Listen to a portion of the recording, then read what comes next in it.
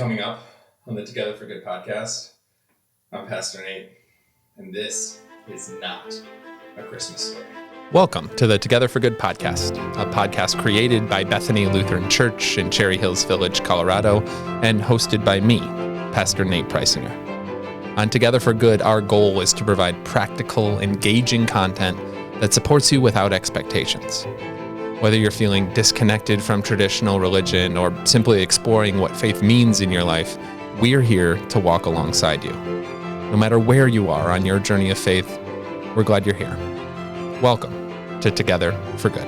So as many of you might know, on December 7th, I had the distinct privilege of attending a football game in Buffalo, New York, technically Orchard Park, New York at Highmark Stadium, game between the Bills and the Bengals. Very important for playoff implications at that particular point in time. And my whole family went out to this game. But it was a snowy day, and we knew that our youngest daughter, Miriam, wasn't going to be too interested in the football game. She's 8 years old. She doesn't really care about anything to do with the Buffalo Bills, unlike the rest of my family. So 4 of us went and attended the game. My wife, myself, my son, and my oldest daughter, and it was incredible. I tell people, when the Bills picked off Joe Burrow in the third quarter and returned for a touchdown, I'm pretty sure that was the happiest moment of 2025 for me. And I think I hold true to that still today. I was euphoric. It was so fun. The whole day was just unbelievable. I got to meet up with some old friends who I used to go to Bills games with. The game itself was in the snow, which if you're gonna go to a game in Buffalo in December, that's what it's gotta be like. You need the full experience. This is exactly what I wanted. I really was. And my wife as well. We were looking at the weather reports and like, oh my gosh, I can't believe we're gonna get to see a snow game. And it was incredible. It was so fun, just so fun to be there in the stadium amongst my people. And there were so many other good things about the weekend too that I could go on and on about. But what you need to know is that the Bills were losing for the whole first half. They ended up coming back with some really incredible plays and winning in the end. So just a great day. During the time that we were at the game, our youngest daughter, Miriam, was at her cousin's house. My sister-in-law and brother-in-law, they live in Buffalo. They've got 3 kids. And so Miriam, that was always the plan. We dropped her off before heading to the stadium because we knew she didn't want to go to this game. We didn't have a ticket for her, and she wasn't going to enjoy it anyways. So she spent the whole day with her cousins, had a great time.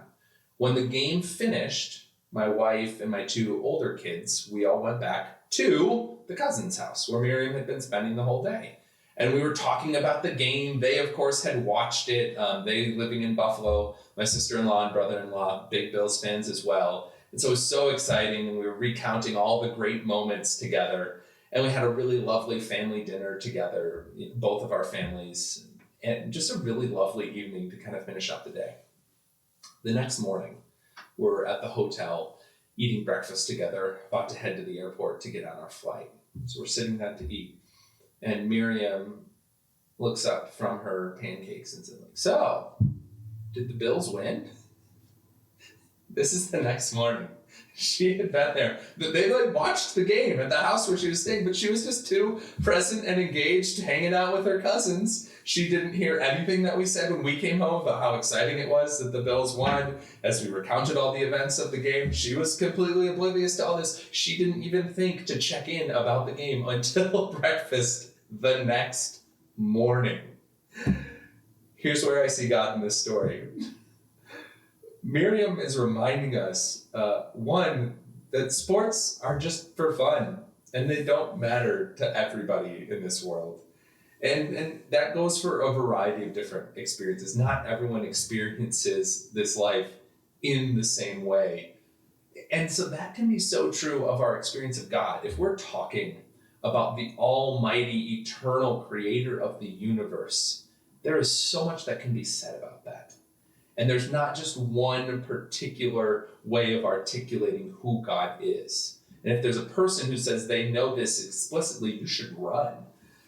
Because God is infinite and vast and beyond our complete understanding. Where I really see this playing out is I think people often look to me as a pastor and they think that I'm an expert on God. But that's not true. I know a lot about how people over the years have thought and talked about God. And there's a lot that can be learned from it. But in the same sense, you know a lot about God just based on what you've experienced in your lived lifetime. That is important. That tells us another aspect of God's character. And so all of this needs to be shared, and we should never look to one person as the expert on the divine, because our experience of reality carries with it a piece of the puzzle, another element of how we can understand who God is and what God is like. And what's fascinating is that different people, different communities resonate with different aspects of God's character. It's not all singularly based. And that's why we have some folks who love contemplative practices, and some folks who love liturgical worship, and some folks who love praise bands in worship, and some folks who come to church specifically for the prayers, and some folks who come for the sermon, some people who really get a lot out of studying the Bible in community, some folks who get a lot out of reading the Bible individually. There's so many ways, and that just speaks to how vast God is. So this is then not a Christmas story, and yet somehow God is showing up. Stay in peace, everyone.